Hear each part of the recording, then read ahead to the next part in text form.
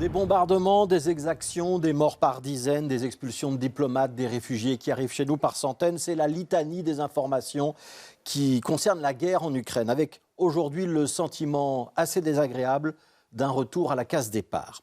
Parce que depuis ce matin, il y a une évidence en Ukraine, c'est que c'est sur la région du Donbass que se concentre désormais l'offensive russe, avec des dizaines de frappes aériennes, des tirs d'artillerie et des troupes au sol qui sont petit à petit en train de prendre le contrôle de toutes ces provinces de l'Est du pays. Il reste une poche de résistance à Mariupol, mais peut-être plus pour très longtemps, puisque l'usine Azovstal, ce vaste complexe où sont retranchés les soldats ukrainiens, a été la cible de violents bombardements aujourd'hui. Information confirmée, c'est rare, des deux côtés.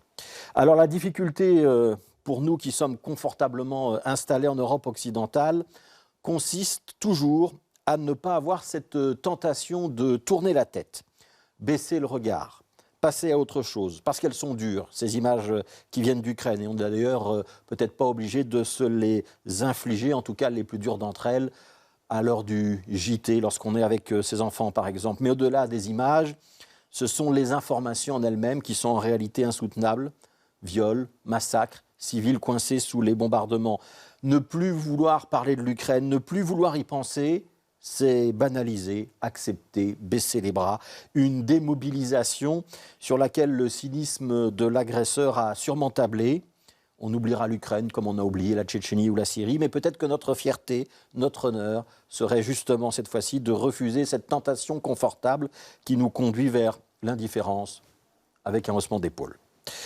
Que nous le voulions ou non, la guerre est présente dans notre quotidien avec ces dizaines de milliers de réfugiés qui arrivent chez nous en Belgique, avec le prix des produits pétroliers ou des denrées alimentaires qui explosent. Le Fonds monétaire international vient de revoir aujourd'hui ses prévisions de croissance à la baisse. Et c'est le monde entier qui est touché. Pour la zone euro, ce sera un recul de 1,1%. Mais il est beaucoup plus sensible, par exemple, pour l'Allemagne, grosse consommatrice de gaz russe. C'est que la croissance, qu'est-ce que la croissance ?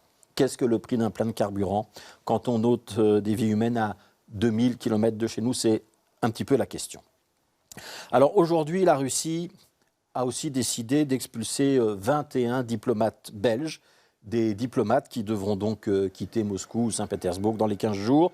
Petite mesure de représailles après que la Belgique ait décidé fin mars d'expulser 21 diplomates russes. C'est œil pour œil, dent pour dent. Et ce soir, on ne voit hélas pas tellement comment nous pourrions sortir de cette logique d'engrenage non diplomatique. On doit constater que nous ne sauverons pas l'Ukraine, dont une partie du territoire sera bientôt annexée de fait par le puissant et belliqueux voisin, et sans qu'aucune nation, aucun organisme international, aucune autorité morale, aucune conscience n'ait eu assez de poids pour l'en empêcher. C'est une raison de plus pour ne pas détourner le regard ou hausser les épaules, avoir bien conscience des limites de notre action et de ce qu'il faudra peut-être bien un jour nommer notre échec ou notre constat d'impuissance.